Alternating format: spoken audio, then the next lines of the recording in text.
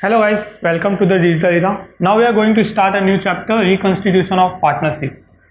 Reconstitution of Partnership means partnership. अभी तक हमने पढ़ा पार्टनरशिप फर्म का बेसिक, उसका फाइनल अकाउंट कैसे प्रिपेयर होता है। अब रिकॉन्स्टिट्यूशन क्या होता है? पहले होता है कंस्टिट्यूट करना, यानी किसी चीज को फॉर्म करना, बनाना।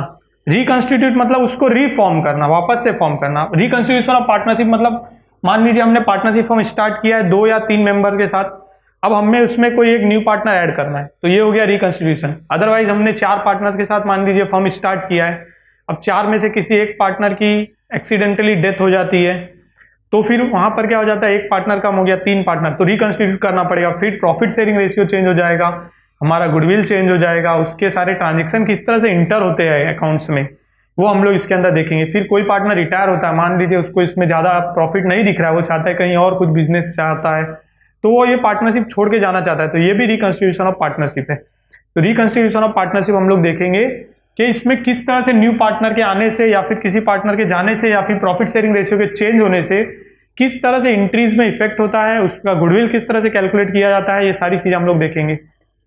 तो थर्ड चैप्टर जो हमें बता रहा है वो है एडमिशन ऑफ पार्टनर। वो फुल्ली बेस्ड है एडमिशन ऑफ पार्टनर्स के ऊपर, कि हमने कोई न्यू पार्टनर अगर ऐड किया है तो हमें उस तरह की इंट्रीज कैसे करनी है। वो न्यू पार्टनर अगर कैपिटल लेके आ रहा है तो उसका क्या इफेक्ट होगा, अगर वो न्यू पार्टनर गुडविल कैलकुलेट करेगा, क्योंकि हमारा ओल्ड फर्म जो चला आ रहा है उसका कुछ मार्केट में रेपुटेशन होगा, तो उस रेपुटेशन को भी हमें पे करना है। जब न्यू पार्टनर ऐड हो रहा है तो उस रेपुटेशन का अमाउंट किस तरह से कैलकुलेट होगा, गुडविल, ये सारी चीजें इसके अंदर दी हुई है। सबसे पहले मीनिंग, तो meaning of admission of partner यही है कि जो फर्म पहले से चला आ रहा है पार्टनरशिप फर्म, उसमें 1 या 2 न्यू पार्टनर ऐड हो रहे हैं, और न्यू पार्टनर ऐड हो रहे हैं तो वो क्या कैपिटल ला रहे, कैसे गुडविल ला रहे, और उनकी इंट्रीज किस तरह से करनी है, यही इसका मीनिंग है। Different form of reconstitution, reconstitution के डिफरेंट फॉर्म, अलग अलग फॉर्म क्या है। तो सबसे पहला कभी भी रिकॉन्स्टिट्यूशन का फॉर्म बनता है वो है change in sharing of profit and loss. Profit और लॉस शेयरिंग रेशियो जो है उसका चेंज होना, वो चेंज होता है। अगर मान लीजिए एक पार्टनर है, वो कंटिन्यूसली वर्क कर रहा है और वही कंटिन्यू अगर वर्क करने लगता है, मतलब वो एक्टिव पार्टनर हो गया, बाकी सारे पार्टनर भी कहेंगे कि नहीं अभी हमें इसमें ज्यादा इंटरेस्ट नहीं दिख रहा है, तो अगर एक पार्टनर एक्टिवली वर्क कर रहा है तो वो अपना प्रॉफिट शेयरिंग बढ़ाना चाहता है, तो जब सारे पार्टनर उसके लिए एग्री हो जाते हैं और प्रॉफिट शेयरिंग जब बढ़ता है तो उसको कहते हैं change in profit sharing ratio. तो ये एक रिकॉन्स्टिट्यूशन का तरीका हो जाता है जहां पे प्रॉफिट शेयरिंग रेशियो चेंज हो रहा है। प्रॉफिट शेयरिंग रेशियो चेंज होता है तो ऑब्वियसली बहुत सारे चेंजेस हो जाते हैं पार्टनरशिप डीड के अंदर और पार्टनरशिप फर्म के अंदर। सेकंड होता है एडमिशन ऑफ पार्टनर, जो हम लोग इस चैप्टर में देखेंगे। उसमें एक न्यू पार्टनर आ गया, अब न्यू पार्टनर के आने से प्रॉफिट शेयरिंग रेशियो भी चेंज होने वाला है, न्यू पार्टनर का कैपिटल भी आने वाला है, न्यू पार्टनर अगर कोई असेट्स लेके आ रहा है वो असेट्स आने वाला है बिजनेस में, और फर्म का जो पुराना गुडविल चला आ रहा है उस गुडविल को किस तरह से हम लोग पुराने पार्टनर्स में बांटेंगे, और न्यू पार्टनर क्या गुडविल को लेके आ रहा है, अगर लेके आ रहा है तो वो कैश में लेके आ रहा है, कैसे लेके आ रहा है, कैश में लेके आ रहा है तो वो पार्टनर्स को दे रहा है या फिर वो बिजनेस में लगाया जा रहा है, ये सारी चीजें इसके अंदर हम लोग देखेंगे एडमिशन ऑफ पार्टनर के अंदर। तीसरा होता है रिटायरमेंट ऑफ पार्टनर। रिटायरमेंट का मतलब क्या होता है गाइस? रिटायरमेंट का मतलब होता है कि पार्टनर जो है रिटायर हो रहा है, यानी वो अपनी मर्जी से पार्टनरशिप फर्म छोड़ना चाहता है। ऐसी सिचुएशन में क्या होता है, दूसरे पार्टनर्स जो है उसका शेयर रेशियो जो भी बनता है, उसके कैपिटल का रेशियो, उसके प्रॉफिट का रेशियो, वो उसे दे देते हैं, और उसके बाद बिजनेस फर्म आगे कैसे कंस्टिट्यूट होता है, आगे वो किस तरह से वर्क करता है, और उसमें क्या शेयरिंग रेशियो होता है, वो सारी चीजें हम लोग इसमें देखेंगे रिटायरमेंट ऑफ पार्टनर में। और उसी तरह सेम दूसरा भी है, बट वो थोड़ा सा अलग इसलिए है क्योंकि उसमें डेथ ऑफ पार्टनर है। तो ये हो सकता है कि किसी पार्टनर की डेथ हो जाती है, तो रिटायरमेंट और डेथ में ज्यादा फर्क नहीं है, रिटायरमेंट में भी पार्टनर छोड़ के जा रहा है, डेथ में भी जा रहा है, बट डेथ में एक्सीडेंटली उसकी डेथ हो जाती है या किसी वजह से डेथ हो जाती है, तो ऐसे में वो पार्टनर के अचानक चले जाने के बाद उसके लीगल हायर को क्या मिलेगा, जो उसका उत्तराधिकारी है उसको क्या मिलेगा, और उसका जो प्रॉफिट है वो कैसे ट्रांसफर होगा, उसके कैपिटल जो उन्होंने लाया था वो रिटर्न कैसे होने वाला है, ये सारी चीजें डेथ ऑफ पार्टनर में हम लोग देखेंगे। तो ये सारे चैप्टर्स कंटिन्यू एक के बाद एक है, जैसे थर्ड चैप्टर है एडमिशन ऑफ पार्टनर, उसके बाद रिटायरमेंट, उसके बाद डेथ है, तो हम लोग एडमिशन इस चैप्टर के अंदर देखेंगे कि एक न्यू पार्टनर आने के बाद क्या क्या होने वाला है। अब इसमें सबसे मेन होता है रेशियो, प्रॉफिट शेयरिंग रेशियो में चेंज होता है, राइट। अब प्रॉफिट शेयरिंग रेशियो में चेंज क्यों हुआ, क्योंकि पहले 2 पार्टनर थे, 2 पार्टनर अगर हाफ हाफ इक्वली अगर डिस्ट्रीब्यूट कर रहे प्रॉफिट तो 50-50 रेशियो यानी 1:1 होता है, राइट। अब 1:1 का रेशियो है, अब उसमें अगर कोई तीसरा पार्टनर आ गया, अब वो तीसरा पार्टनर किस रेशियो में प्रॉफिट वो लेगा, उसके बाद क्या रेशियो सामने दूसरे जो दो पार्टनर बच्चे उनको मिलेगा, ये सारी चीजें इसके अंदर होती है। तो वो न्यू रेशियो किस तरह से कैलकुलेट होता है वो हम इसके अंदर देखेंगे। और सेक्रीफाइस रेशियो आता है एक कि 50-50 अभी वो लोग पार्टनरशिप में ले रहे थे, तीसरा पार्टनर आने के बाद भी मान लीजिए इक्वली डिस्ट्रीब्यूट हो रहा है, यानी वो रेशियो हो गया 1:1:1, मतलब तीनों पार्टनर को इक्वली मिल रहा है। लेकिन ऐसे में मान लीजिए प्रॉफिट हमें 100 रुपए हो रहा है और जब दो ही पार्टनर थे तो प्रॉफिट कितना 50 रुपए मिल रहा था। अब वही तीन पार्टनर होने के बाद इक्वली डिवाइड होगा तो दो पार्टनर जो पहले से 50-50 मिल रहे जिनको मिल रहा था उनको अब 50 रुपए नहीं मिलेगा, वो 33 ऐसे तीन पार्ट में डिवाइड हो जाएगा। तो 33 डिवाइड होने के बाद जो 50 रुपए पहले दो पार्टनरों को मिलता था उसमें से अभी उनको कितना मिल रहा है 33 मिल रहा है, यानी 17 रुपीज उन्होंने क्या किया है सेक्रीफाइस किया है एक न्यू पार्टनर के लिए, तो वो होता है सेक्रीफाइस। तो सेक्रीफाइस रेशियो भी हम लोग फाइंड आउट करेंगे कि कितना सेक्रीफाइस करना पड़ रहा है ओल्ड पार्टनर्स को जब वो न्यू पार्टनर्स को लेके आए। तो गाइस सवाल ये उठता है कि ऐसे सेक्रीफाइस क्यों करना जब हमारा बिजनेस ऑलरेडी चल रहा है, सब कुछ अच्छे से चल रहा है, तो एक न्यू पार्टनर को एडमिट करके फिर मैं क्यों सेक्रीफाइस करूंगा। मैं अगर एक ओल्ड पार्टनर हूं और मेरा बिजनेस बहुत अच्छे से चल रहा है तो मैं फिर क्यों एक न्यू पार्टनर को एडमिट करूं और फिर मैं अपना प्रॉफिट रेशियो भी सेक्रीफाइस करूं। तो इसका सबसे बड़ा रीजन होता है एक्सपांशन। कैपिटल चाहिए, हमारे पास कैपिटल है 50,000 दो पार्टनर ने मिलकर लगा दिया है, लेकिन अब बिजनेस को और एक्सपांड करना है।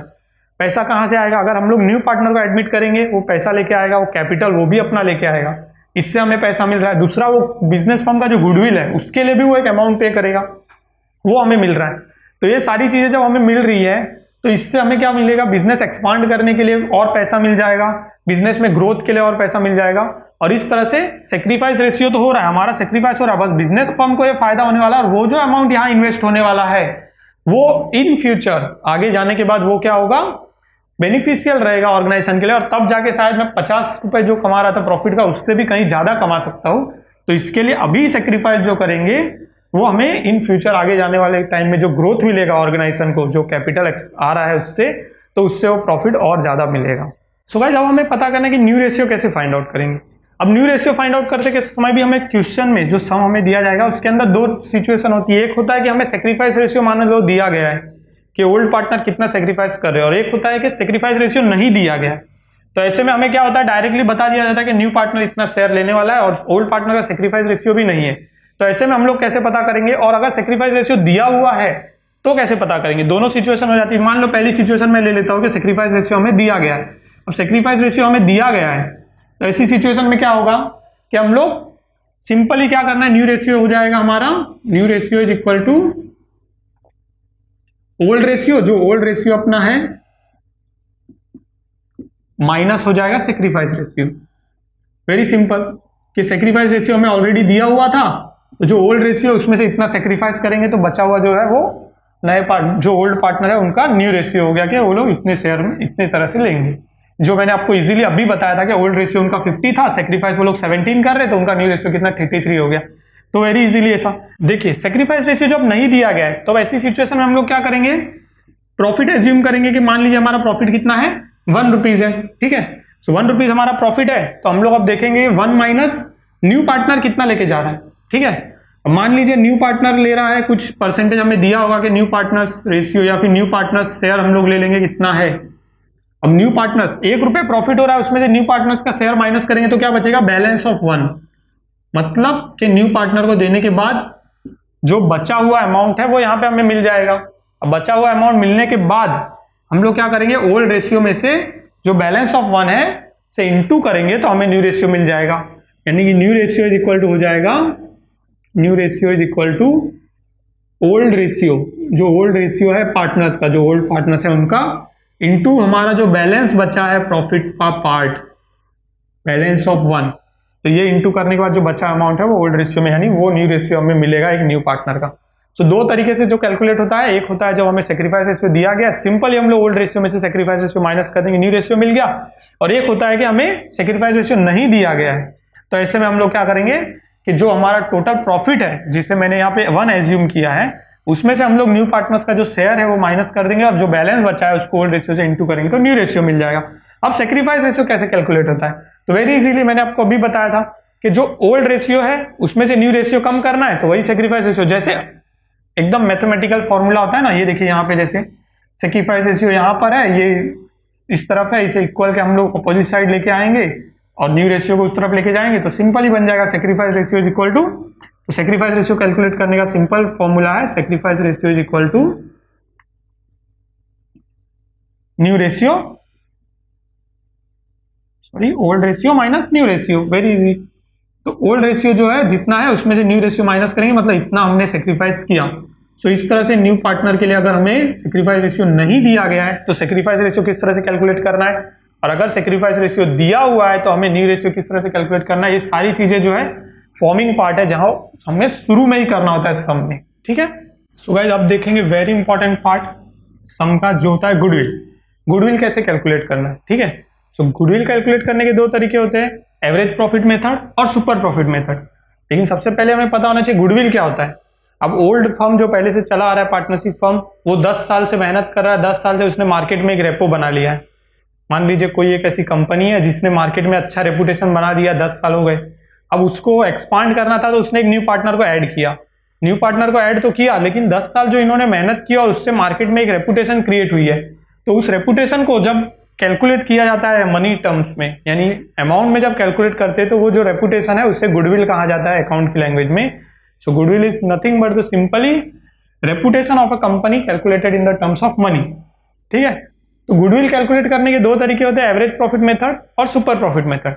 एवरेज प्रॉफिट क्या होता है कि हम लोगों ने एक साल लॉस भी किया होगा, एक साल ज्यादा प्रॉफिट किया होगा, एक साल कम प्रॉफिट किया होगा, तो पूरा मिलाकर के एवरेज निकाल दिया जाता है कि हाँ इतने साल का या फिर 5 साल का 4 साल का हम लोग एक साथ निकाल के एक एवरेज निकाल लेते हैं और एवरेज प्रॉफिट निकाल लेते हैं कि 4 साल में इतना इतना इतना प्रॉफिट हुआ, तो पूरा एवरेज क्या आ रहा है और उस एवरेज प्रॉफिट के हिसाब से हम लोग गुडविल कैलकुलेट करते हैं। या फिर दूसरा होता है super profit method. Super profit में क्या होता है, हम लोग नॉर्मल प्रॉफिट जो हो रहा है कंपनी का वो निकालते हैं, फिर एवरेज प्रॉफिट निकालते हैं, दोनों के बीच का डिफरेंस निकालते हैं जो होता है सुपर प्रॉफिट, और उस सुपर प्रॉफिट को हम लोग क्या करते हैं बाद में कैलकुलेशन करते हैं उसका गुडविल कैलकुलेट करने के लिए। और गुडविल कैलकुलेट करने के लिए हम उसका नंबर ऑफ इयर्स परचेसेस जो हम लोगों ने दिया होता है हमें सब में, उसके अकॉर्डिंगली निकालते हैं। तो वेरी फर्स्ट मेथड जो मैंने आपको बोला वो है एवरेज प्रॉफिट मेथड। अब इसमें सब में फॉर्मूले यूज होते हैं, वेरी इजी है, ये सारी चीजें पहले यूज हो चुकी है। तो एवरेज प्रॉफिट मेथड में हम लोग क्या करेंगे, एवरेज प्रॉफिट निकालेंगे। तो हमें 4 या 5 साल या जितने भी साल का प्रॉफिट दिया होता है सब में, उसके अकॉर्डिंगली हमें सबसे पहले क्या करना होता है, एवरेज प्रॉफिट निकालना होता है। एवरेज प्रॉफिट निकालने का फॉर्मूला क्या है, जैसे हम लोग एवरेज निकालते हैं वैसे एवरेज प्रॉफिट निकालना है। तो हमें टोटल प्रॉफिट जितने भी ईयर्स, मान लीजिए 4 ईयर 5 ईयर्स का हमें ऑलरेडी दिया होता है प्रॉफिट सम के अंदर, तो वो सारे ऐड करने हैं, ठीक है। सम ऑफ टोटल प्रॉफिट, उस टोटल प्रॉफिट का सम हमें करना है divide by number of years, कितने साल का वो डेटा दिया हुआ है। तो इसके अकॉर्डिंग हमें क्या मिल जाएगा, एवरेज प्रॉफिट मिल जाएगा, और गुडविल का कैलकुलेशन फिर हो जाएगा goodwill is equal to average profit into number of years purchase जो हमें दिया होता है सब में गुडविल कैलकुलेशन के लिए। सो उससे खाली हमें इनटू करना है नंबर ऑफ ईयर्स परचेस, ठीक है। सो इस तरह से हमारा गुडविल कैलकुलेट हो जाता है। अगर एवरेज प्रॉफिट मेथड से हमें बताया, वेरी सिंपल 2 स्टेप में कैलकुलेशन हो गया, वेरी इजी। अगर वही सेम आ गया कि अगर हम लोग मान लीजिए दूसरा मेथड, अगर सम में हमें बताया रहता कि हमें किस तरह से कैलकुलेट करना है, एवरेज प्रॉफिट मेथड या सुपर प्रॉफिट मेथड। अब अगर हमें सुपर प्रॉफिट मेथड से पूछा सम में गुडविल कैलकुलेट करने, तो फिर कैसे कैलकुलेट करना है हमें, तो उसके लिए हम लोग करेंगे, सबसे पहले हमें फाइंड आउट करना है एवरेज प्रॉफिट, फिर फाइंड आउट करना है हमें नॉर्मल प्रॉफिट, फिर दोनों के बीच का जो डिफरेंस होता है वो होता है सुपर प्रॉफिट। तो एवरेज प्रॉफिट किस तरह से फाइंड आउट करना है, सेम फॉर्मूला यहां पर दिया हुआ है, इसी हिसाब से, इस फॉर्मूले से हिसाब से हम लोग एवरेज प्रॉफिट सबसे पहले कैलकुलेट करेंगे यहां पर, ठीक है। एवरेज प्रॉफिट, इसके बाद एवरेज प्रॉफिट मान लिया हम लोगों ने कैलकुलेट कर लिया, total profit divide by number of years,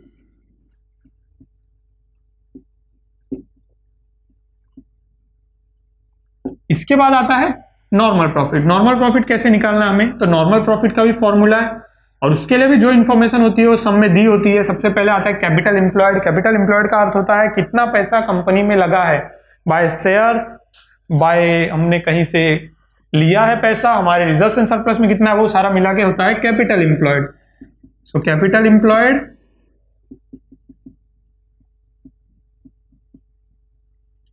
into NRR, simple word use हुआ NRR, और NR दो वर्ड जो है उसका मतलब होता है नॉर्मल रेट ऑफ रिटर्न। मैं यहां पर लिख देता हूं ब्रैकेट में आपके अंडरस्टैंडिंग के लिए, नॉर्मल रेट ऑफ रिटर्न। अब देखिए वेरी इजीली इसमें बताया, normal rate of return, simple word. एक इंडस्ट्री होती है, किसी भी इंडस्ट्री को जब हम लोग स्टार्ट कर रहे हैं, मान लीजिए हम लोग जा रहे हैं कोई बिजनेस स्टार्ट कर रहे हैं, हम लोग फूड इंडस्ट्री, पार्ले जी जैसे बिस्कुट बनाता है वैसे बिस्कुट की कंपनी कोई खोल रहे, बिस्कुट मैन्युफैक्चरिंग की, तो वहां पर एक हमें एवरेज मिल जाता है कि हाँ ये इंडस्ट्री जो है बिस्कुट यानी एफएमसीजी इंडस्ट्री में एवरेज 5% तो रिटर्न मिलता ही है, तो उसे कहा जाता है नॉर्मल रेट ऑफ रिटर्न। यानी एक रेट ऑफ रिटर्न फिक्स होता है कि हाँ जितना पैसा तुम लगाओगे उसके ऊपर इतना तो तुम्हें कम से कम मिलेगा ही। ये होता है नॉर्मल प्रॉफिट कैलकुलेट करने का पैसा। कैपिटल एम्प्लॉयड यानी जो पैसा लगाया गया, चाहे वो शेयरिंग के थ्रू लगाया गया, चाहे वो रिजर्व एंड सरप्लस, चाहे कहीं से भी लगाया गया, उससे नॉर्मल रेट ऑफ रिटर्न, इतना रिटर्न तो कम से कम आपको मिलेगा ही। इस तरह से जो कैलकुलेट करते हैं वो होता है नॉर्मल प्रॉफिट। तो आपको एवरेज प्रॉफिट मिला, नॉर्मल प्रॉफिट मिला, अब आप कैलकुलेट करेंगे सुपर प्रॉफिट। तो सुपर प्रॉफिट क्या होता है, दोनों के बीच का डिफरेंस होता है, ठीक है। सुपर प्रॉफिट हो जाएगा normal profit minus average profit, ठीक है।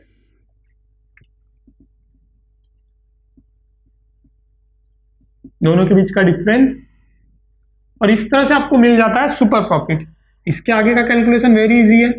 हमने सुपर प्रॉफिट फाइंड आउट कर दिया। सबसे पहले एवरेज प्रॉफिट जैसे पहले निकाला वैसे ही नॉर्मल प्रॉफिट के लिए भी फॉर्मूला है, कैपिटल एम्प्लॉयड, एनआरआर दोनों भी हमें सब में दिया रहता है। इसके बाद हम लोग को निकालना है सुपर प्रॉफिट। सुपर प्रॉफिट के लिए हम लोग average profit minus normal profit हमने कर दिया तो सुपर प्रॉफिट मिल गया। और फाइनली हम लोग कैलकुलेट करते गुडविल, तो गुडविल अगर हम लोग एवरेज प्रॉफिट मेथड में फाइंड आउट कर रहे हैं तो जो हमें एवरेज प्रॉफिट मिला है into number of year purchase, super profit method यानी super profit into number of year purchase हम लोग कर देंगे और हमें मिल जाएगा ये गुडविल। तो ये गुडविल का अमाउंट किस तरह से कैलकुलेट किया जाता है और इस अमाउंट को जो न्यू पार्टनर है वो कैसे लेके आएगा। कैश में अगर वो लेके आ रहा है तो वो किसको, मतलब कैश में अगर लेके आया तो पैसा जो है वो कंपनी में आ रहा है, लेकिन वो पैसा अगर वो डायरेक्ट पार्टनर्स को दे रहा है तो उसकी एंट्री सब में नहीं होती है। सारी एंट्रीज किस तरह से होती है गुडविल के लाने की, वो सारी चीजें हम लोग देखेंगे। तो गुडविल कैलकुलेशन किस तरह से होता है ये हमने अभी देखा। तो अब हम देखेंगे एडमिशन ऑफ पार्टनर्स में जर्नल एंट्रीज किस तरह से की जाती है। सबसे पहले आ रहा है कैपिटल जो न्यू पार्टनर लेके आएगा, मतलब capital bought by new partner. So new partner capital लेके आ रहा है तो बिजनेस फर्म को क्या है, बेनिफिशियल है ये।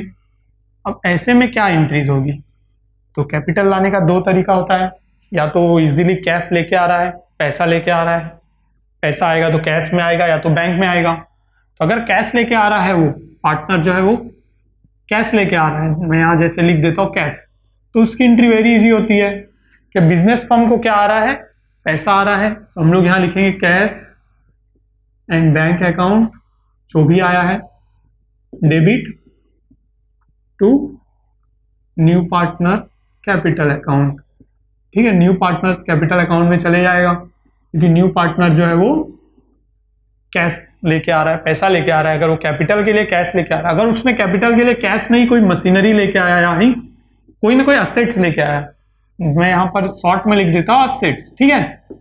अब मान लीजिए वो असेट्स लेके आ रहा है बिजनेस के अंदर, तो हमारे पास क्या आ रहा है, पैसा नहीं आ रहा है, बिजनेस फर्म के लिए आ रहा है असेट्स। मैं यहां पे वर्ड यूज करूंगा असेट्स अकाउंट डेबिट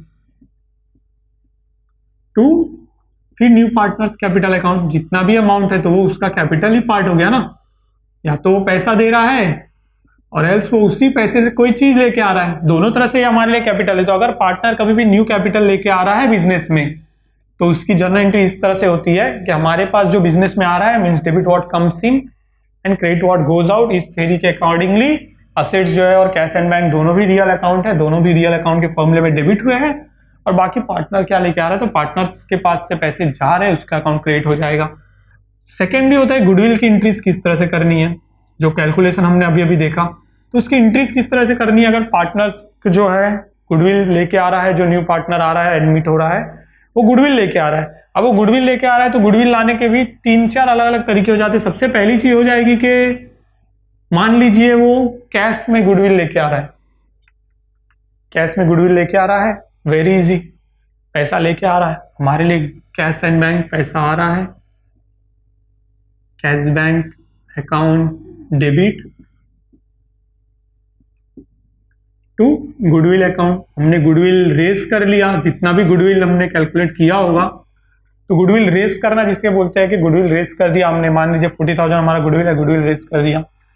अब इसके बाद इस गुडविल को हमें ट्रांसफर करना होगा ओल्ड पार्टनर्स के अकाउंट में, राइट। वो सेक्रीफाइस रेशियो के अकॉर्डिंगली होगा कि सेक्रीफाइस रेशियो कितना है, कितना उन्होंने सेक्रीफाइस किया उतना उनके गुडविल अकाउंट उनके अकाउंट में ट्रांसफर होगा। तो इसके लिए एंट्री हो जाएगी यहाँ पर गुडविल अकाउंट डेबिट, मतलब बचा हुआ जो गुडविल का जो अमाउंट है उसमें से सेक्रीफाइस रेशियो के अकॉर्डिंग ओल्ड पार्टनर्स को मिलेगा, बचा हुआ बैलेंस शीट में जाएगा। तो यहाँ पे ओल्ड पार्टनर्स कैपिटल अकाउंट ये हो गया, ठीक है। दो एंट्री हो जाती है एक ही चीज के लिए। मान लीजिए मैं यहाँ पे एंट्री नंबर इसको ए दे देता हूँ, इसको बी दे देता हूँ। तो ये पहला मेथड है, यहाँ पर मैंने 1 नंबर डाला है। पहला मेथड जो है वो ये कहता है कि बिजनेस में पार्टनर जो है वो गुडविल लेकर आया है कैश में, ठीक है। अब क्या हो सकता है कि ऐसे में वो कैश में लेकर भी आया है, लेकिन वो बिजनेस जो गुडविल है वो गुडविल जो है वो बिजनेस में ही रिटेन्ड हो रहा है, मतलब वो बाहर नहीं निकाला जा रहा है। तो हम लोग इस तरह से इससे एंट्री करते हैं।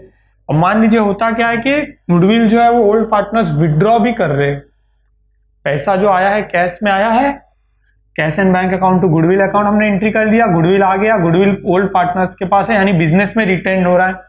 अब ऐसा भी हो सकता है, सिचुएशन आ जाती है जहां पर के goodwill brought by new partner and जो ओल्ड पार्टनर्स है वो उसको विड्रॉ कर लेंगे। अब विड्रॉ कर रहे तो सिंपली ये 2 एंट्री आने के बाद तीसरी एंट्री आ जाती है कि विड्रॉ करना, यानी ओल्ड पार्टनर्स के पास से गुडविल जो उन्होंने अपने कैपिटल अकाउंट में रखा है वो निकल जाएगा। तो ओल्ड पार्टनर्स मतलब capital account debit to cash and bank account, पैसा जा रहा है और उन्होंने क्या किया है गुडविल को विड्रॉ कर लिया है कैश में, मतलब बिजनेस से पैसा जाने लगा, पैसा आया फिर हमने उसे ट्रांसफर किया ओल्ड पार्टनर्स के अकाउंट में, लेकिन ओल्ड पार्टनर्स ने उसे इमीडिएटली विड्रॉ कर दिया। तो ये 2 तरीके हो गए। पहला है कि कैश एंड बैंक में उन्होंने मतलब गुडविल लाया, कैश में गुडविल लाया और रिटर्न किया, बिजनेस में ही रिटर्न कर रहे या बाहर नहीं निकाल रहे, तो ऐसे में 2 एंट्री हो गई। लेकिन अगर उसको ओल्ड पार्टनर्स विड्रॉ कर रहे तो ये एंट्री हो गई। अब तीसरा और एक तरीका हो जाता है जो कि वेरी इजी और मोस्टली फर्म्स यूज भी करते हैं कि गुडविल जो है वो लाया गया कैश में और वो डायरेक्ट कैश में ही पार्टनर्स को दे दिया गया। तो इसमें बिजनेस का इन्वॉल्वमेंट कहीं भी नहीं होता है, क्योंकि ऐसे में क्या हो गया गुडविल का अमाउंट जो न्यू पार्टनर लेके आया था वो जितना भी गुडविल कैलकुलेट किया वो लेके आया पूरा न्यू ओल्ड पार्टनर्स को इन कैश ही डायरेक्ट दे दिया, वो बिजनेस फर्म में पैसा कहीं आया ही नहीं। तो ऐसी सिचुएशन जब भी हमें सम में दी होती है तो नो एंट्री, क्योंकि पैसा जब तक बिजनेस फर्म से रिलेशन जब तक नहीं बनेगा हम लोग बिजनेस फर्म में उसकी एंट्री नहीं दिखा सकते।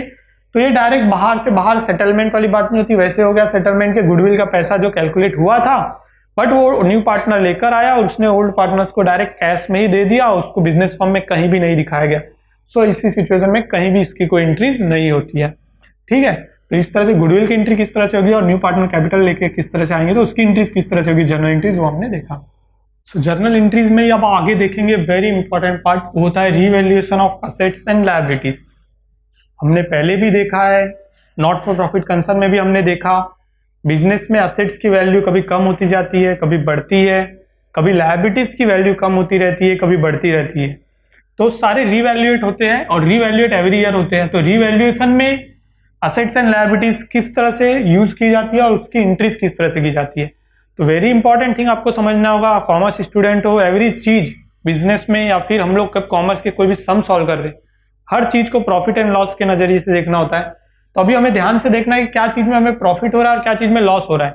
और यहाँ पर एक नया अकाउंट क्रिएट हो जाता है जिसके कहते हैं रीवैल्यूएशन अकाउंट या फिर उसे adjusted profit and loss account भी कहा जाता है, profit and loss adjustment account भी कहा जाता है। बट रीवैल्यूएशन अकाउंट हम लोग यूज करेंगे वर्ड। रीवैल्यूएशन अकाउंट जो होता है उसमें सारी चीजें रिवैल्यूएट होने के बाद एक फाइनल प्रॉफिट जो ये बताता है कि हमने ये जो रिवैल्यू रिकंस्टिट्यूट किया पूरा पार्टनरशिप फर्म इसमें हमें क्या फायदा हुआ या फिर नुकसान हुआ। और ऑब्वियसली वो जो फायदा है नुकसान जो भी होगा वो ओल्ड पार्टनर्स को ही गेन करना है, क्योंकि न्यू पार्टनर तो अभी बिजनेस फर्म में आया है, राइट। तो ये सारी चीजें कैलकुलेट किस तरह से की जाती है और उसकी जर्नल एंट्रीज किस तरह से की जाती है और रिवैल्यूएशन अकाउंट को किस तरह से हम लोग बनाते हैं। तो पहले हम लोग जर्नल एंट्री देखेंगे और जर्नल एंट्रीज से लेजर में एंट्री तो वेरी इजी हो जाती है। तो फिर मैं लेजर में आपको बताऊंगा कि इनकी इफेक्ट कहाँ हो गया और उसके बाद उसका फाइनल जो प्रॉफिट और लॉस हो रहा है वो कैसे ओल्ड पार्टनर्स के अकाउंट में ट्रांसफर किया जाता है। तो वेरी फर्स्ट थिंग जो यहाँ पे एंट्री जो में हम लोग ले रहे हैं वो है increasing the value of assets, जो मैंने यहाँ लिखा है increasing the assets and decreasing the liabilities. इसका मतलब होता है increasing the value of assets and decreasing the value of liability. दोनों वर्ड को पहले कंबाइन ना करके पहले अलग अलग सोचते हैं, ठीक है। फिक्स असेट्स, आपके पास बाइक है 60,000 में आपने खरीदी, उसकी वैल्यू बढ़ गई, एक साल बाद मान लीजिए वो 60,000 की बाइक 70,000 की हो गई, जो मोस्टली नहीं होता। हम लोग एज्यूम कर रहे हैं कि कोई भी ऑफिस में एक एसेट्स है, कोई भी बिजनेस फर्म में एसेट्स है, मान लीजिए उसकी वैल्यू बढ़ गई, तो अगर उसकी वैल्यू बढ़ती है तो हमारे लिए फायदा है या लॉस? लॉस है, ये हमें देखना है। ऑब्वियसली प्रॉफिट है, प्रॉफिट है बराबर। अब देखते हैं डिक्रीजिंग द लायबिलिटी, ठीक है। डिक्रीजिंग द लायबिलिटी मतलब जो पैसा देना बाकी था वो कम हो रहा है, कम हो रहा है तो हमारे लिए फायदा है। हाँ, तो ये दोनों चीजें फायदे वाली मैंने एक साथ ले ली कि increasing the assets, decreasing the liability. अगर आपके असेट्स के वैल्यू बढ़ रही है, increasing the value of assets and decreasing the value of liability, तो उसकी जर्नल एंट्रीज कैसे होती है? So very easy, assets account debit, क्या असेट्स की वैल्यू बढ़ गई है, फिर लायबिलिटीज अकाउंट भी डेबिट होगा क्योंकि लायबिलिटीज की वैल्यू कम हो गई है, ठीक है। टू रीवैल्यूएशन अकाउंट में यहां पर रीवैल्यूएशन वर्ड ही यूज कर रहा हूं, आप adjusted profit and loss account भी ले सकते हैं, ठीक है। तो इस तरह से ये इसकी एंट्री हो गई कि असेट्स अकाउंट डेबिट हुआ, लायबिलिटीज अकाउंट डेबिट हुआ, टू रीवैल्यूएशन अकाउंट। और मैंने आपको बताया है पहले भी कि आप जर्नल एंट्रीज करते हैं, लेकिन आपको पहले से पता है 11 से कि जर्नल एंट्रीज के साथ नरेशन कंपलसरी होता है। यहाँ पर आप नरेशन लिखेंगे। यहाँ पर मैंने जो असेट्स वर्ड हुआ इसका मतलब ये नहीं कि यहाँ पे पर्टिकुलर असेट्स ही, असेट्स का अर्थ हो गया कि जो भी हमें सम के अंदर असेट्स दिए होंगे उनका नाम यहाँ डालना होगा। मान लीजिए डेटर्स की वैल्यू बढ़ गई है, फर्नीचर की वैल्यू बढ़ गई, तो मैं यहाँ लिखूंगा debtors account debit, furniture account debit, और लायबिलिटीज कोई और है उसकी वैल्यू अगर कम हुई है तो वहां पे मैं creditors account debit to revaluation account, इस तरह से इसकी एंट्री करूंगा। और फिर मैं यहाँ पर नीचे नरेशन में लिखूंगा बिंग, मैंने कौन से असेट्स बोले, डेटर्स एंड फर्नीचर, तो being value of debtors and furniture increase and value of creditors decrease. तो हमने कैसे एंट्री की वो यहाँ पर हम नरेशन में लिखते हैं। नरेशन कंपलसरी होता है जनरल एंट्रीज के साथ। अगर हम लोग वर्किंग नोट पार्ट में अगर जनरल एंट्रीज कर रहे तो नरेशन नहीं करेंगे तो भी चलेगा, बट अगर हम लोग सम के अंदर कर रहे हैं तो नरेशन कंपलसरी होता है। इस तरह से ये एंट्री एक हो गई, ठीक है। इसके बाद सेकंड इसका ऑपोजिट है, एग्जैक्ट ऑपोजिट है कि decreasing the value of assets and increasing the liability. मैंने यहाँ लिखा है देखिए decreasing the assets, increasing the liability. Assets की वैल्यू कम होना हमारे लिए एक लॉस है, क्योंकि असेट्स की वैल्यू अगर बढ़ रही है प्रॉफिट है, तो ऑब्वियसली कम हो रही है तो लॉस है। जो डिप्रिसिएशन हम लोग एवरी ईयर चार्ज करते हैं, मैंने आपको बताया डिप्रिसिएशन हमारे लिए एक तरह से एक्सपेंस, एक तरह से लॉस ही है। वैसे ही लायबिलिटीज बढ़ना ऑब्वियसली लॉस है, लायबिलिटीज बढ़ना लॉस ही होता है। जब कर्जे बढ़ते हैं तो हमारे लिए वो एक बर्डन ही है, राइट, जो हमें कभी ना कभी पे करना है। तो ये दोनों भी हमारे लिए लॉस है। ऐसी सिचुएशन में क्या होता है, रिवैल्यूएशन अकाउंट जो होता है वो डेबिट हो जाता है, क्योंकि उसके अंदर बर्डन आ गया है। तो यहां पर आएगा रिवैल्यूएशन अकाउंट डेबिट, और जो भी असेट्स एंड लायबिलिटीज जो है, असेट्स अगर बड़े कम हुए हैं और लायबिलिटीज बढ़ी है तो वो यहाँ पर नीचे आ जाएंगे, और उसका फाइनल टेटर हम लोग रिवैल्यूएशन अकाउंट के डेबिट साइड में डालेंगे टू लायबिलिटीज अकाउंट। और सेम नरेशन जैसे हमने ऊपर किया था उसी तरह से नरेशन डालना है हर जनरल एंट्रीज का। सो इस तरह से ये एंट्री हो गई। तो देखिए जब भी असेट्स बढ़ रहा है हमारे लिए फायदा हुआ, जब भी लायबिलिटीज कम हो रही है हमारे लिए फायदा था, तब रिवैल्यूएशन अकाउंट जो है वो क्रेडिट हुआ था, ठीक है। अब देखते हैं आगे कि रिकॉर्डिंग द अनरिकॉर्डेड असेट्स। बहुत बार बिजनेस फर्म में ऐसे असेट्स होते हैं जिनकी एंट्रीज नहीं की जाती है या फिर जानबूझकर नहीं की जाती है, और एल्स बाय मिस्टेक छूट जाती है। अब ऐसे असेट्स अगर हम लोग रिकॉर्ड कर रहे हैं तो क्या बिजनेस के लिए फायदा है? हाँ, अगर मान लीजिए हमारे पास एक और फ्लैट था, पहले हम अपने पर्सनल व्यू से अगर सोचे, एक फ्लैट था जो हमने इनकम टैक्स में अभी तक नहीं बताया और अब हम बता रहे हैं, तो क्या हमारे लिए वो बिजनेस फर्म में, मतलब हमारे लिए पर्सनल लेवल पे हमारे लिए वो एक असेट्स और नया आ गया, वैसा नया असेट्स आ रहा है तो हमारे लिए क्या फायदा है? तो हाँ फायदा है। तो रिकॉर्डिंग द अनरिकॉर्डेड असेट्स, जहां पर एक एडिशनल असेट्स आ रहा है, यानी असेट्स की वैल्यू जैसे बढ़ जाती है तो फायदा है, वैसे एक नया असेट्स ही डायरेक्ट आ गया तो वो भी हमारे लिए फायदा है। तो इसकी भी एंट्री यही हो जाएगी, assets account debit to revaluation account. अब देखेंगे आपको वेरी सिंपल ये लग रहा है, सम करेंगे हम लोग और सिंपल लगेगा, और बहुत इजी चैप्टर है ये। पूरा रिकंस्ट्रक्शन ऑफ पार्टनरशिप एक बहुत इजी चैप्टर है, ठीक है। ये हो गया। अब वैसे ही एक क्रिएटिंग द न्यू लायबिलिटी, ये जैसे हमने अनरिकॉर्डेड असेट्स नहीं था, जो असेट्स रिकॉर्ड किया गया नया क्योंकि वो पहले से नहीं था, वैसे ही एक न्यू लायबिलिटी क्रिएट हो गई है। कहीं से कर्जा लिया था, वो बुक्स में कभी दिखाया ही नहीं, आज जब रिकंस्टिट्यूट कर रहे तो हमें पता चला कि कर्जा है, अब दिखाना है। तो जब न्यू लायबिलिटी क्रिएट हो रही है यानी इनडायरेक्ट लॉस, लायबिलिटीज कम होने पे जो हमारा फायदा होता है, लायबिलिटीज बढ़ने पे जो लॉस होता है, यहाँ पे तो डायरेक्ट न्यू लायबिलिटी एक आ गई, तो ऐसे में लॉस, तो ये एंट्री भी ऐसे हो जाएगी। तो ध्यान ये देना है कि जब भी हमें सिर्फ एक एंगल से देखना है कि हमारा प्रॉफिट हो रहा है या लॉस हो रहा है। अगर हमारा प्रॉफिट हो रहा है तो रिवैल्यूएशन अकाउंट क्रेडिट साइड में ही होगा, और अगर हमारा लॉस हो रहा है तो रिवैल्यूएशन अकाउंट डेबिट साइड में होगा। ठीक है, revaluation account debit to liabilities account, इसकी एंट्री कर दी हमने इस तरह से। ठीक है, अब इसके बाद ये इतनी ही एंट्रियां इसके अंदर मोस्टली होती है, बहुत ध्यान से देखेंगे। असेट्स की वैल्यू या तो कम होती है या बढ़ती है, लायबिलिटीज की वैल्यू या तो कम होती है या बढ़ती है, या फिर कोई नया लायबिलिटीज या नया असेट्स आता है, जैसे गुडविल क्रिएट किया, गुडविल आ गया एक नया असेट, तो उस तरह से सारी एंट्रीज होती है। तो ये 4 एंट्रीज में ही मोस्टली सारी चीजें क्लियर हो जाती है, और उसके बाद हम लोग न्यू बैलेंस शीट बना के बैलेंस शीट टैली करते हैं। इस तरह से रिकंस्टिट्यूशन ऑफ पार्टनरशिप के सॉल्व किए जाते हैं। तो ये सारी एंट्रीज वेरी इजी है। इसके बाद सिर्फ ट्रांसफर ऑफ प्रॉफिट या ट्रांसफर ऑफ लॉस होगा। रिवैल्यूएशन अकाउंट जब क्लोज करते हैं तब हमें पता चल जाता है कि यहाँ हमें रिवैल्यूएशन यानी हमने जो पूरे पार्टनरशिप फर्म को रिकंस्टिट्यूट किया एक न्यू पार्टनर को लाके, तो क्या हमें फायदा हुआ या लॉस हुआ। अगर हमें फायदा हुआ है तो हम लोग ट्रांसफर करेंगे प्रॉफिट ऑब्वियसली मैंने आपको पहले ही बताया, प्रॉफिट अगर ट्रांसफर हो रहा है तो भी ओल्ड पार्टनर्स को ही मिलेगा, अगर लॉस भी हो रहा है तो भी ओल्ड पार्टनर्स को ही बेयर करना है वो loss. Transfer of profit transfer कर रहे हैं। अब देखिए मैंने आपको अभी तक एंट्री करते टाइम बताया ना, जब भी फायदा हो रहा है रिवैल्यूएशन अकाउंट क्रेडिट साइड में है। ऑब्वियसली जब फायदा हो रहा है रिवैल्यूएशन अकाउंट क्रेडिट साइड में है, तो वो फायदा जब हम लोग ट्रांसफर करेंगे तो रिवैल्यूएशन अकाउंट डेबिट साइड हो जाएगा। डबल एंट्री सिस्टम का रूल है ना, अगर डेबिट हुआ है कोई चीज तो क्रेडिट भी होना ही है। तो यहां पर जो अभी तक फायदा हुआ था क्रेडिट साइड में, वो पूरा रिवैल्यूएशन अकाउंट डेबिट साइड से हम लोग सीधे सीधे उसको ट्रांसफर कर देंगे ओल्ड पार्टनर्स कैपिटल अकाउंट में, यानी कि ये पार्टनर्स को पूरा फायदा मिल गया ओल्ड पार्टनर्स को। इसी का पूरा सेम उल्टा लॉस हो गया। अभी तक डेबिट करते आ रहे थे हम लोग, यहाँ लॉस हो रहा है, यहाँ भी लॉस हो रहा था, नई लायबिलिटी आ गई। तो जब वो लॉस हो रहा था तो डेबिट में था, अब वो लॉस ट्रांसफर करेंगे तो क्रेडिट में कैसे करेंगे, तो ओल्ड पार्टनर्स को इसका लॉस बेयर करना पड़ेगा। तो एंट्री हो जाएगी old partners capital account debit to revaluation account. और सारी एंट्रीज के नरेशन कंपलसरी है। अगर आप जर्नल एंट्रीज कर रहे हो अकाउंट्स में, कभी भी कहीं भी 11th में ही आपको बेसिक में बताया होगा कि जर्नल एंट्रीज के नरेशन मस्ट होते हैं। ठीक है, तो इस तरह से हम लोग ट्रांसफर करेंगे लॉस को। सो गाइस आपने देखा वेरी इजीली एंट्रीज होती है रिवैल्यूएशन अकाउंट में, और रिवैल्यूएशन अकाउंट के बाद जो फाइनल अमाउंट आता है वो हम लोग डायरेक्ट ट्रांसफर करते हैं। वो असेट्स की जो न्यू वैल्यूज हमें मिलती है वो हम ट्रांसफर करते हैं बैलेंस शीट में। जो न्यू बैलेंस शीट हम लोग रिवैल्यूएशन के बाद की बनाएंगे, और उस रिवैल्यूएशन के बाद की बनाई हुई बैलेंस शीट जब हमारी टैली हो जाती है तो हमारा रिकंस्टिट्यूशन ऑफ पार्टनरशिप के सम सही होते हैं। ठीक है, अब मैं रिवैल्यूएशन अकाउंट आपको बना के बताऊंगा कि उसका प्रोफार्मा कैसे बनेगा। ये सारी एंट्रीज ही खाली हमें इसमें ट्रांसफर करनी है वेरी इजीली। ठीक है, तो अब हम लोग वो देखते हैं। सो गाइस देखिए रिवैल्यूएशन अकाउंट का प्रोफार्मा यहाँ पर है। अब इसमें से ऐसे एंट्रीज करनी है, तो ऑब्वियसली आपको जर्नल एंट्रीज देख के लेजर एंट्रीज करना आता होगा, नहीं आता है तो मैं आपको बता देता हूँ। देखिए रिवैल्यूएशन अकाउंट क्रेडिट में है, मतलब assets account debit to revaluation account, यानी कि रिवैल्यूएशन अकाउंट अगर क्रेडिट में है तो रिवैल्यूएशन अकाउंट के क्रेडिट में ये एंट्री होगी, assets account and liabilities account. इस तरह से असेट्स अकाउंट लायबिलिटीज अकाउंट। लेकिन अगर मैं ये एंट्री कर लेता हूँ, देखिए अब सेम वैसे यहाँ पर रिवैल्यूएशन अकाउंट डेबिट में है तो उसके ये तरफ ये एंट्री होगी।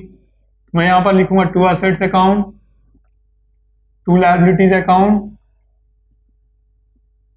ध्यान से देखिए, एक तो रिवैल्यूएशन अकाउंट को मैंने बताया आपको profit and loss adjustment account भी बोलते हैं, एडजस्टेड P&L अकाउंट भी बोलते हैं, वो भी आप इसका नाम दे सकते हैं। अब देखिए दोनों तरफ असेट्स एंड लायबिलिटीज दिख रहा है। वैसे में आपको कैसे क्लियर होगा कि क्या चीज की एंट्री आपने की है, तो इसीलिए मैं यहाँ पर ब्रैकेट में लिखूंगा। जैसे ऊपर की पहले ये एंट्री मैं देख लेता हूँ, रिवैल्यूएशन अकाउंट क्रेडिट में था, असेट्स एंड लायबिलिटीज क्या चीज का था, इंक्रीज एंड असेट्स डिक्रीज। तो यहाँ पर ब्रैकेट में लिख देंगे इंक्रीज। सिर्फ प्रोफार्मा एक्सप्लेन कर रहा हूं मैं आपको सम में इस तरह से मेंशन नहीं करना है। ठीक है, उसी तरह अगर असेट्स बढ़ रहे हैं तो क्रेडिट साइड में, लायबिलिटीज कम हो रही है तो क्रेडिट साइड में। ठीक है, अगर ये डेबिट साइड है, डेबिट साइड में क्या है, असेट्स कम हो रहे हैं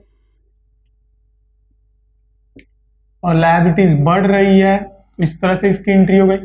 सेम अगर कोई अनरिकॉर्डेड असेट्स की एंट्री आ रही है हमारे लिए फायदा है, तो ऐसे टाइम पे भी यहाँ पे बाय असेट्स आएगा। और हम यहाँ लिखेंगे अनरिकॉर्डेड। ये सिर्फ अपने रेफरेंस के लिए है, सम सॉल्व करते टाइम हमें नहीं डालना है। ये अभी जस्ट मैं आपको एक्सप्लेन कर रहा हूँ, इसलिए मैंने ये चीजें मेंशन की है। ऐसे ही कोई न्यू लायबिलिटी आ गई तो भी हम लोग यहाँ लायबिलिटी अकाउंट डाल देते हैं। यहाँ पे मैं लिख लूंगा न्यू लायबिलिटी। सो इस तरह से ये 3 एंट्रीज जो है सिर्फ कॉमन यही एंट्रीज होती है, इसके अलावा कोई एडिशनल एंट्री कभी भी रिवैल्यूएशन अकाउंट में नहीं आती है। बहुत इजी सम्स होते हैं, बहुत इजीली सॉल्व भी होते हैं। इसके बाद सिर्फ प्रॉफिट या लॉस होता है, जैसे बैलेंसिंग फिगर नहीं होता है, प्रॉफिट एंड लॉस अकाउंट हम लोग करते थे या फिर ट्रेडिंग अकाउंट, वैसे ही सेम इसे हम लोग क्लोज करते हैं। और जो भी यहां मान लीजिए इस तरफ अगर बचता है तो ये लॉस होता है। सिंपली हमें ट्रांसफर तो ओल्ड पार्टनर्स कैपिटल अकाउंट में ही करना है, चाहे लॉस हो चाहे प्रॉफिट हो। ओल्ड पार्टनर्स कैपिटल अकाउंट, यहाँ पे रिवैल्यूएशन लॉस जैसे वर्ड यूज होता है, रिवैल्यूएशन लॉस। रिवैल्यूएशन जो हमने किया अपने असेट्स एंड लायबिलिटीज का पूरे रिकंस्टिट्यूशन के दौरान, तो उससे हमें ये लॉस हुआ है। मान लीजिए हमें प्रॉफिट होती है तो हम लोग लिखेंगे old partners capital account debit side में, अगर डेबिट बैलेंस बचता है तो यहाँ पे रिवैल्यूएशन प्रॉफिट वर्ड यूज होता है। तो इस तरह से वेरी इजी प्रोफार्मा देख रहे हैं आप। अगर आप इस तरह से ये सम यहाँ भी सॉल्व कर लेते पहले, उसके बाद जर्नल एंट्रीज कर सकते हैं। अगर आप जर्नल एंट्रीज में बहुत अच्छे हैं तो आप पहले जर्नल एंट्रीज करके फिर ये सॉल्व कर सकते हो। अगर आप इसमें ज्यादा अच्छे हो तो आप ये पहले सॉल्व करके फिर उसको सॉल्व कर सकते हो। बट मेरे हिसाब से आप अगर लेजर्स पहले करते हो तो जर्नल एंट्रीज इजी हो जाती है, और वेरी इजी इसलिए हो जाती है क्योंकि रिवैल्यूएशन अकाउंट अगर आप बनाते हो, आपको प्रॉफिट एंड लॉस यहाँ क्लोज करने पे पता चल जाता है, तो जर्नल एंट्रीज में आपको जब जर्नल एंट्री करेंगे तब आपको मिल जाएगा। लेकिन आप जर्नल एंट्री अगर करते हो तो इतना सब करने के बाद आपको एक बेसिक प्रोफार्मा बनाना ही पड़ेगा वर्किंग नोट में, जहां पे आप रिवैल्यूएशन का प्रॉफिट और लॉस जो हो रहा है वो आपको निकालना ही पड़ेगा। उससे अच्छा है कि आप इस तरह पहले ये रेडी करके ही जर्नल एंट्रीज करो, क्योंकि अगर वो रेडी कर लेते हो तो जर्नल एंट्रीज जो है वो बहुत ईजी हो जाता है, आपके लेफ्ट हैंड का खेल हो जाता है, राइट। तो इस तरह से वेरी इजीली हमने देखा जर्नल एंट्री सारी रिवैल्यूएशन अकाउंट में कौन सी होती है, हमने देख ली। गुडविल की कैपिटल नया आया है, और revaluation of assets and liabilities, और फाइनली रिवैल्यूएशन लॉस या प्रॉफिट जो भी हो रहा है उसकी, और उसका प्रोफार्मा हमने देख लिया है। बैलेंस शीट का प्रोफार्मा आप लोग ऑलरेडी जानते हैं, हमने देखा है फाइनल अकाउंट में भी, नॉट फॉर प्रॉफिट कंसर्न में भी, कि बैलेंस शीट जो है वो किस तरह से प्रिपेयर की जाती है। तो सेम बैलेंस शीट होती है, ज्यादा उसमें कोई चेंजेस होते नहीं है, ठीक है। सो इस तरह से हमने पूरे बेसिक समरी पूरी देख ली है चैप्टर की, रिकंस्टिट्यूशन ऑफ पार्टनरशिप में एडमिशन ऑफ पार्टनरशिप फर्म किस तरह से काम करता है और उसकी एंट्रीज कैसे करती है, ठीक है। सो गाइस, आपको मेरा वीडियो पसंद आया तो लाइक करें, सब्सक्राइब करें, कमेंट करें, अपने दोस्तों के साथ शेयर करें, और अधिक जानकारी के लिए फुल सिलेबस के लिए आप हमारे ऐप को डाउनलोड कर सकते हैं डिजिटल इरा, जिसकी लिंक डिस्क्रिप्शन में दी गई है। Thanks for watching.